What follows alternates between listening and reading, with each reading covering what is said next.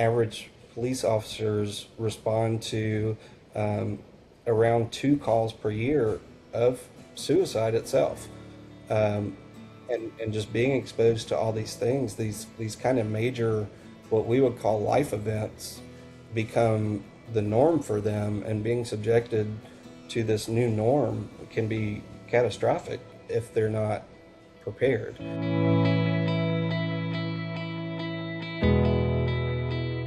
Hey everybody, welcome to Help Is on the Way, a companion podcast to the documentary film The Call. And as you can see in my background, I'm not in my normal office. My family and I have moved, and we are still do not have internet at our place in the country here in Portugal. But we are. I'm at my friend's house, so that's why it looks a little bit different on my side of things. But more importantly, I have an amazing guest with me today. I've got Dr. Cory Cannaday and Dr. Cory? Should I just say Cory, or we should have discussed this before we started? Is Cory's fine? Okay, cool. And Charlie's fine with me. Give the audience some background on yourself, your background, your personal history, and your DBH now, and why you wrote this article that we'll be discussing in this podcast. Yeah. So I'm Cory Cannaday. I am a doctor of behavioral health and a board-certified behavior analyst out of Chattanooga, Tennessee. I started my DBH journey in 2021 and came across this class that just drew my interest, that was suicidology. And the way that my DBH program was set up, we could really kind of tailor our assignments to different topics that really spoke to us or drew us in, rather than making an overlaid assignment that everybody kind of speaks toward the same thing. So in this class, this particular article was a literature review, and specifically it was on the prevalence of suicide and suicidal ideation among first responders. I guess what drew me to this is I actually worked for a volunteer fire company when I was in high school and a little after, in a small town in West Tennessee. And there are a lot of things that come along with those kind of positions, both paid and unpaid positions, that really stick with you for a long time. And so not knowing the prevalence of this topic in this population kind of caught my attention, and I just wanted to know more. And also just to have resources that could, potentially be beneficial for others in that same realm. Yeah, that's interesting you say that, and that's one of the topics that does come up in our film. The Call is talking about the resources, the disparity between maybe a larger community versus a smaller rural department, and for first responders, that's firefighters, EMTs, law enforcement. They all have smaller budgets because they're serving a smaller population. So some of these things, when we talk about trauma or we talk about mental health, there's not maybe sometimes a lot of places or resources for these first responders to go to. So that's interesting. So may I ask, what did you do when you were working with this department? So the majority of my time, I was considered a junior because I was under the age of 18. So my responsibilities and my scope was significantly more limited than the main members of the fire department. But it was rural, small town. We lived off a busy interstate, and so a lot of our involvement in the community involved incidents with vehicles, both fires and wrecks. Also being rural, we had a lot of, little bonfires or, field gatherings that got out of hand that led to fire spreading. And so we were kind of on the preventative side of that, making sure that the community was educated about, how and when to use fire on your property. We also respond to a lot of air evac calls where helicopters called in, especially late at night, to set up a landing zone, which is just a designated area that's kind of lit up and easily visible from the sky for the pilots to land and to make sure that they have the space that they need to carry out what they needed to do for different patients. No, so like an evac situation, kind of maybe to go to a hospital or something like that. Okay, Yeah. understood. Well, thank you for that. I wasn't aware of that, so that's interesting. So you do have a tie there, so that does make sense why this article, this topic would be interesting. And from my background, I know the audience has heard me say this before, but I did a podcast for Cummings Graduate Institute a few years ago with Dr. Kara English, and she was interviewing the fire chief from Rio Rancho Fire and Rescue and in New Mexico, in Albuquerque, New Mexico. Rio Rancho is outside of Albuquerque a little ways, but and they were talking about the support structures they were starting to build and initiate in their department, and that's really where I that noodled in my brain for the topic of the documentary, which the call is talking about first responders, and it's talking about trauma, and it's talking about PTSD, and it's talking about suicide ideation, depression, all these things. But there's a real hopeful spin to it, so it's not just all the heavy stuff. We want to show that the film, we really found that within the departments there's a growing support structure system, and also organically people who come out of being a first responder, retiring or just moving on, and just they're building ways to support this community as well. And it's really amazing to see that. And it seems like every day we get to touch and meet somebody else, and and learn something new. So again, thanks for joining me today, and talk a little bit. What would you like the audience to take away from the article that you wrote? What would be maybe like that bullet point, that headline that you'd really want the audience, and then we can kind of dive down deeper into some of the topics here. What would you like the audience to know about and just so you guys know too in the audience, we will put it in the description, a link to it, so you feel free to go read. It's not a long read. It's not going to take you all day, but it's really informative and it's really well done. So I'll pass it to you now, Cory. Sure. I think generally, and not just for this population, but for all populations, the stigma surrounding mental health needs and the need for mental health services, I think is coming around to be a little better understood than it has been previously. And I think, just the idea that there are doors that can be opened for you, and that no door is completely sealed off when it comes to getting the help maybe that you need, is being better understood these days. And so I think that's probably the biggest takeaway, is that not to get all into the statistics and everything, which we can if we want to, but I think more so is that this is a group that needs supports. It's now being recognized, and as you stated and alluded to, there are departments that are now looking into this and just now figuring out what those supports look like and where it's needed and why they need it, and just being overall better, supporting each other and leaning on each other when it's needed. So I think the main bullet point is just help is out there, and we're ready to do that to help the people that need it. Yeah, and that's one of the words too that I learned in the context of the film, was the resiliency, and that's really it's an idea that a lot of these programs are looking at, in the sense of making sure that you're not only, you can be the strongest guy in the room, you can bench the most, you can do the most deadlift, but if you're not taking care of yourself emotionally, and you're not taking care of yourself, that whole picture, taking care of the whole person, you might not be fit to do your job that day, or something may happen, and you may just not be able to process it in the correct way. And so a lot of what it is talking about this resiliency, sometimes you may just need to look over at your colleague next to you and say, man, that was a rough one for me, and just have them go, yeah. And that might be enough so that next call doesn't hit you quite as hard. So really, that's why the film is called The Call, because a lot of these people, like you state in your article, they're kind of, they I believe you called them social protectors? I'm sorry, I forget the complete verbiage, but you had your I believe it was society protectors, something like.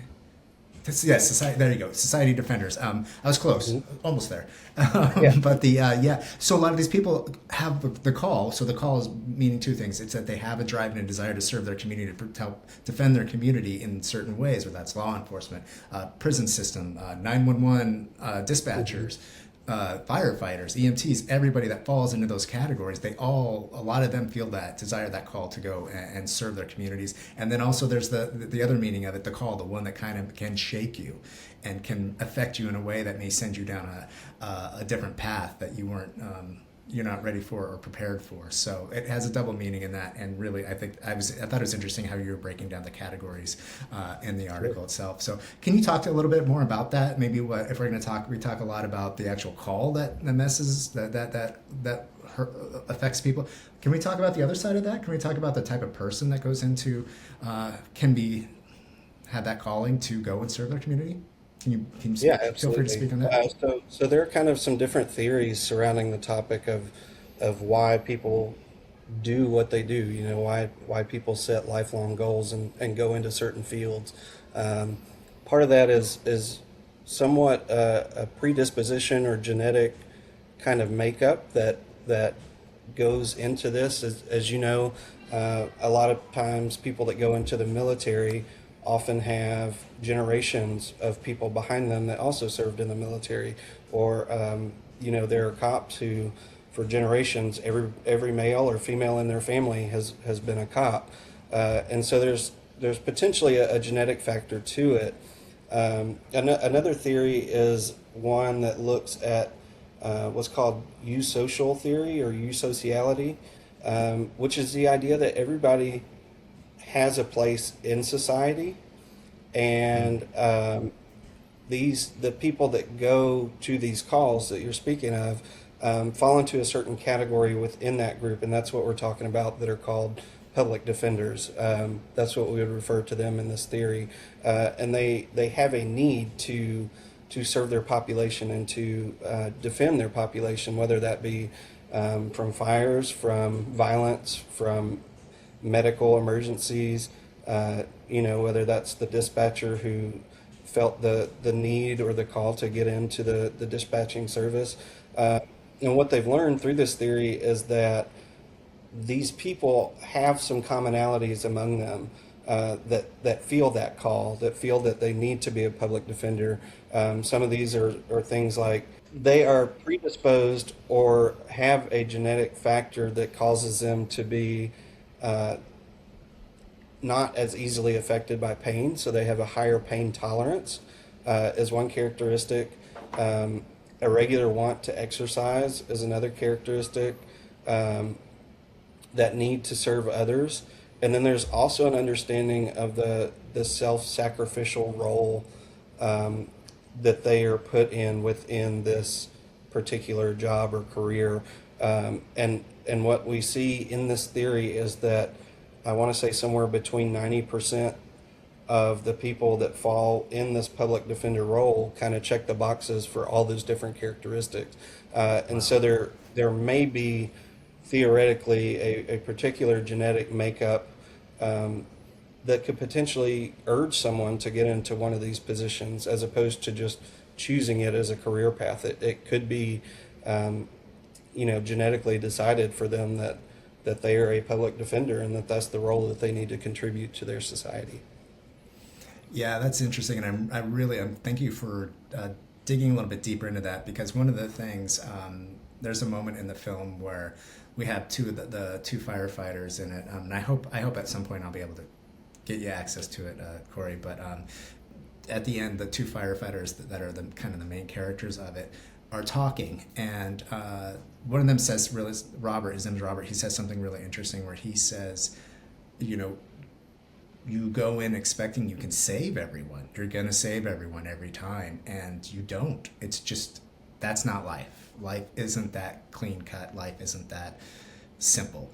And so, so for somebody like that, I could see, even like myself, maybe I'm not 3 out of the 3 categories you just talked about. Maybe I'm 2 out of the 3, so I can completely empathize with that if I were going to a car accident and I was trying to save somebody's life or do something that didn't work out, me taking on that taking that to heart, and really, so I can see how, and then that happens time and time again, and and maybe if you don't keep your resiliency up, I call it a force field. That's what I call it for my space Star Wars nerdiness. But if you don't have your resiliency, maybe that one day that call that may not have hit you that way that it does. Maybe it hits you in a way that you're not ready for. So, but I'm gonna go ahead and I'm gonna go read from your article just a moment, if that's okay, because I want to do this justice and I don't know the material well enough to do it from memory. So but there's something interesting. Sure. This ties back to the first episode where we talked to Mary Van Hout, and I can send you the link, Cory, if you want, where she kind of dives into the theory of suicide, and you call it the interpersonal psychological theory of suicide, and let's see here. The theory poses that a person must believe in three constructs to engage in lethal suicidal behaviors, which are thwarted belongingness, perceived burdensomeness, and acquired capability for suicidal behavior. Can you talk to me a little bit about that? And because I think it's so important, because I do think we need to make even though we've had a podcast, we've already talked about this, I think continuing these conversations, because they're so important to what it means when somebody decides to take that step from suicide ideation to the plan to actually acting on it. I think it's important that we're revisiting these topics. Absolutely. So yeah, and what's interesting is both theories, both the eusociality theory and the interpersonal psychological theory of suicide, both kind of speak to these same three constructs. The eusociality theory calls the three perceived burdensomeness, guilt, and self-disgust, and all of them are surrounding kind of the ability to take action further, and both of them start with some kind of perceived burden, whether that be they're not able to contribute to the team at the same capacity either they were before, due to potential injuries. Maybe they weren't working that day and they feel guilt from I was off, they were not off, that could have been me. There's the acquired capability for suicidal behavior, and this has a lot to do with the fact that these first responders are often in close proximity to things like dangerous chemicals, to things like weapons, to hazardous situations, even at the firehouse. An SCBA tank explodes, by chance, then they're just at a higher risk of being in these situations themselves, that allow them to reflect on what's happened and to to emphasize that guilt that they're feeling. So if I go, or whoever goes to a call, and they're seeing commander and they make a wrong decision, then of course they're gonna feel guilt about that. But this guilt, because they're often probably seeing commander day in and day out, time and time again, the opportunity for making the wrong judgment call is so frequent that it's almost inevitable. At some point in their career, somebody's going to make a bad call and it's going to affect somebody else, and because of the theory of needing to serve others, they've just possibly done a disservice, and this kind of goes against their complete interpersonal, psychological self-made person, that I just did the opposite of what I'm supposed to do. And because of that, either, the guilt begins to get to be too much.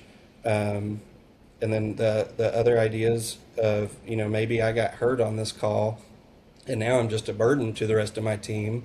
I can't serve anymore. I've let myself down. I've let others down. And overall, the idea that I've let my community or my society down because I can no longer participate in the capacity that I am genetically or personally have decided that this is my role, and I can no longer do that. And when all of these intertwine and intermix and become, one whole piece of somebody that is now gone, their whole personality, their whole day in, day out, their everyday work, making these decisions, when that becomes too much is where we begin to see suicidal ideation. Yeah, and I think there's another one too. We touch on it in the film too, where not even just injury or just being off that day, but getting promoted. When you Sure. become the lieutenant, when you become the chief, when you become the Yes. captain, you literally stop wearing that navy blue or that dark uniform, and you put on the white shirt. They call them the white shirts, and you're no longer jumping in the truck and getting gear on and running into these situations. And so that can be, and then you take that promotion, so now they've got to learn to what their new role within that department is. And one of the great things that one of the other firefighter, main character in the film, is a retired fire chief from Rio Rancho Fire and Rescue, Paul Bierce, and he talks about his missions became, when he became the chief, how do I take care of my teams? How do I take care of the people underneath me, so that when they're not just are they gonna get promoted within a department, are they going to be, how do I make them as healthy emotionally and physically people? It became a priority for him, and he's still trying to do that for departments to this day. He's out there training and doing trainings all year round across the country. So he's really a wonderful human being, and but that became his mission. He had to find that purpose again, and that's what drove him to continue the work even after he left the department or he retired. So it's another thing too. Maybe we don't think about. Oh, you get promoted. Well, now Hmm. you're not at the firehouse anymore for your 24 or whatever 48-hour shift. You're not doing that. What was the work anymore. So it's another And I interesting think aspect. to speak to that, there there's only so much training that can go into these roles, right? There's only so much time in a day. There's only so many resources, and I think what he's doing is great, because when you're set up in these situations on these calls, that regardless of training, there's sometimes something that's going to go wrong that is completely out of your hands, and I think what you're alluding to there is whatever you can do to have people ready for those unexpected occurrences. Um, and I think being healthy is one of them, right? So if what can I affect to make things go better, and if that is to make sure your people are healthy and living healthy lifestyles and staying on top of things, then I think what he's doing is great. He's taking one of those factors out, right? If you send in somebody that's not healthy, or that shouldn't be in there, the chances of something going wrong just skyrocket, Yeah. exponentially, depending on the number of people that are there, what they're going into, and so yeah, I think having people as healthy as they can be just, takes uh, a whole factor out of it. A whole variable is now gone if we know our people are healthy when we send them in. That's Yeah, awesome. absolutely. I agree, and I think, and that's another part of that we're seeing is that the last episode I spoke to a retired um, sheriff's deputy from he was in Bernalillo County, and which is a New Mexico area as well, and or Albuquerque, New Mexico area, and he was kind of talking about that too, because he was doing his shifts, and then he started to do training, and then so like he went up and he moved up, and he talked about it a little as well, and we also we wanted, it's one of the things that surprised me was when the that not only when you're a first responder, does your risk of death by suicide increase? It's a shocking number. I'll let you speak to any of the numbers you want to speak to. It's a surprising number, and then also retired firefighters and first responders. There can be another bump in there too, when maybe they feel like, oh, I'm not, like, if you're talking about those characteristics, that public protector, that society protector. I'm sorry, I keep losing the words, but I think we know what I'm saying. Sorry about Yeah. that. But you're not that anymore. It doesn't mean you can't go do something else that supports it or something. You're not that Mhm. anymore. So what am I? I can see that transition being something that somebody would be like, well, what do I do now? So I get that. So I think the last thing I want to ask, and then I'll open it to you to anything else you missed or anything else you want to talk about. But really, I don't. The numbers are in the article, and again, the article will be in the description, so you feel free to go and read it. I think that was when I started on this journey in the 2.5 years ago making this film. I kind of knew. I'd heard people say, "Oh, the rates of suicide are higher," and I was like, "Okay, well that's sad." Me growing up, being an '80s kid, police and fire department and soldiers were heroes. I was playing GI Joe, and you know what I mean. So I had them on a pedestal, and then when you learn, not when you learn, they're human beings, but you really, when you start to put piece one that they're human beings, plus they're doing these jobs which are dangerous. A lot of them are very dangerous and very stressful, and there's traumas that they develop within that, and then the suicide rate. So it was hard for me to kind of connect dot one to dot three because I had them on a pedestal. And again, they're amazing human beings. I'm not saying that they're weak. I'm just saying we have not supported them in the correct way for years, for decades, so that we have, when you're in a situation where you're the victim, where you're in, like I was a few years ago in a very, very bad car accident, you want people showing up, ready, know what they got to do to help you, when you're the person that needs the help. So really, I guess that was a long-winded way of saying, talk to me about the numbers and kind of give me the overall view of like why these numbers are higher within these first responder communities, and any additional information you want to talk about that. And then again, I'll hand it over to you for anything else you want to discuss. Okay. Yeah, I mean that's a great question, and honestly, I didn't get into the after career time frame in my article, the retirement age. I didn't even think about it, but I would think once you retire, that societal obligation now is unmet, and I think that's where a disconnect would be there. The dysfunction and the self-sacrificial aspect of the job is what multiple articles alluded to as the cause of suicidal completion. And why is it that they're so much higher at risk? I know when I was doing training, the risks that we spoke about were all physical risks. They weren't mental risks. I don't know that in any of my training we ever talked about the mental aspect of any of it. I remember hearing that the leading cause of death amongst firefighters was heart disease, is what was known then, right? Yeah. But yeah, I mean, just the job themselves, I think, are high stress, and it's high stress all the time. I think somewhere in there, around 36 or 37% of these first responders either faced injury or death, or threats to themselves, or the death of a team member, or threat of death to a team member, and that's not something that us as what I guess would call the general population, faces day in and day out.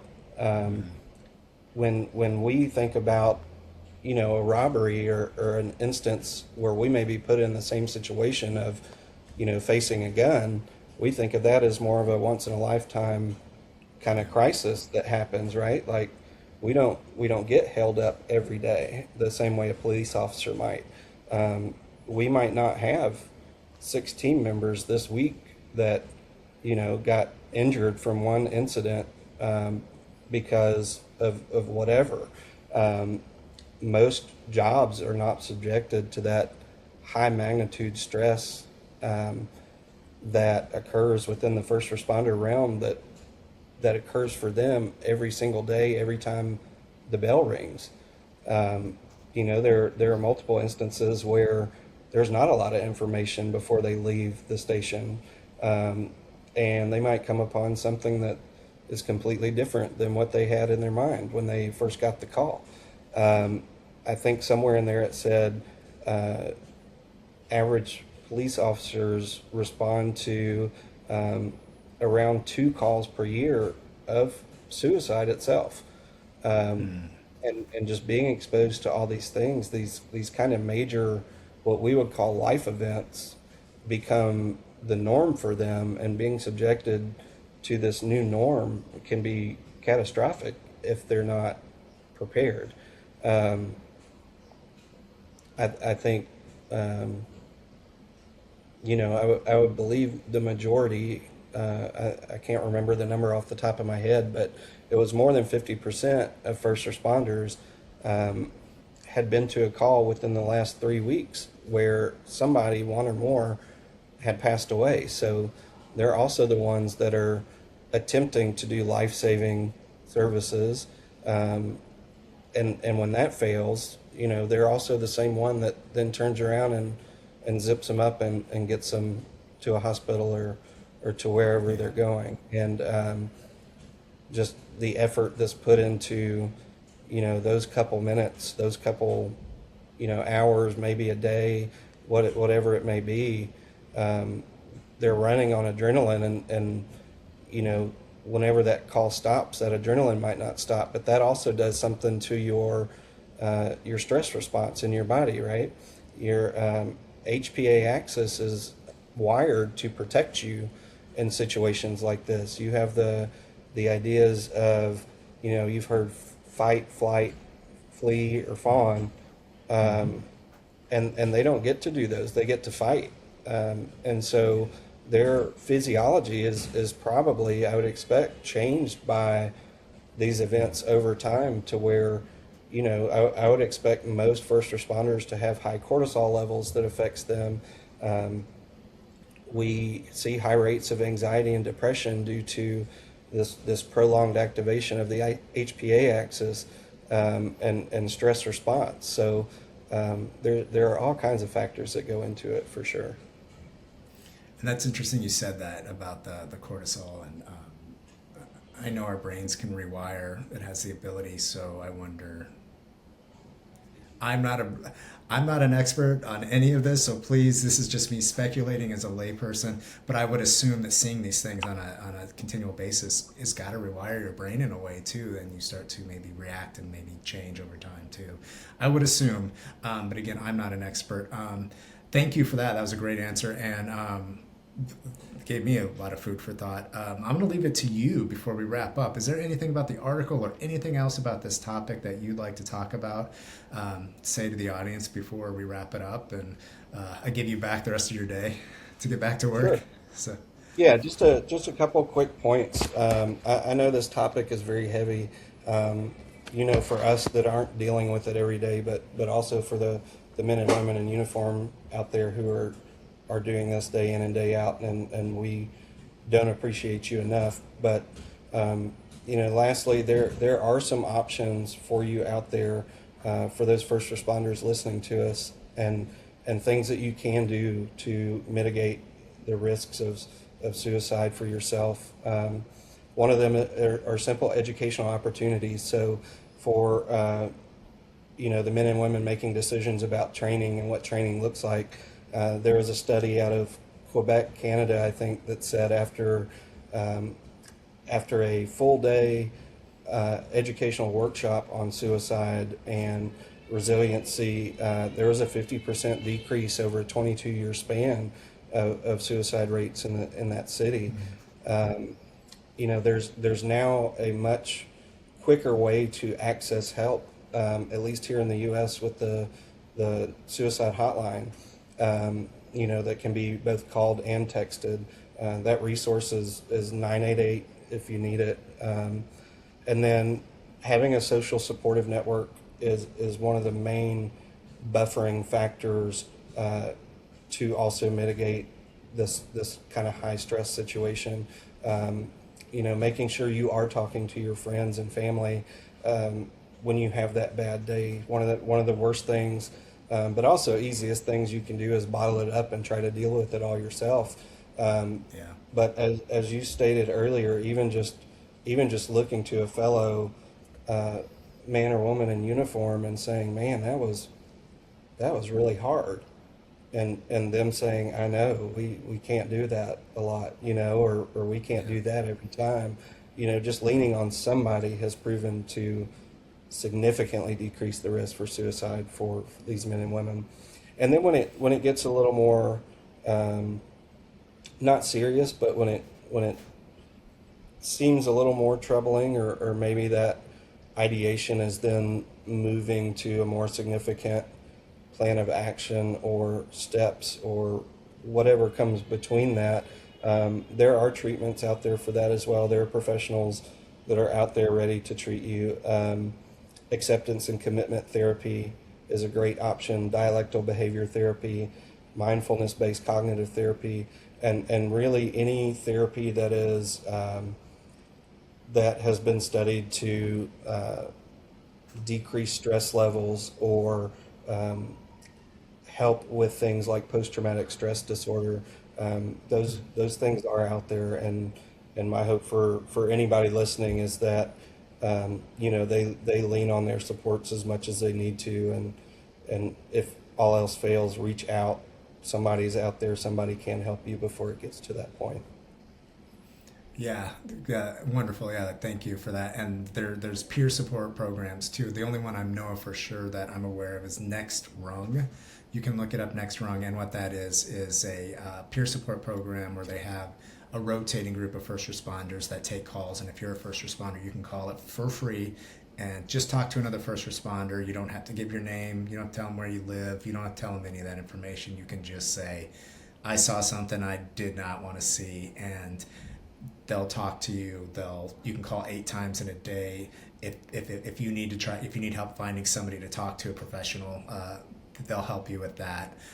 So I know there are peer support programs. Maybe it's easier for that person to take that first step with a peer.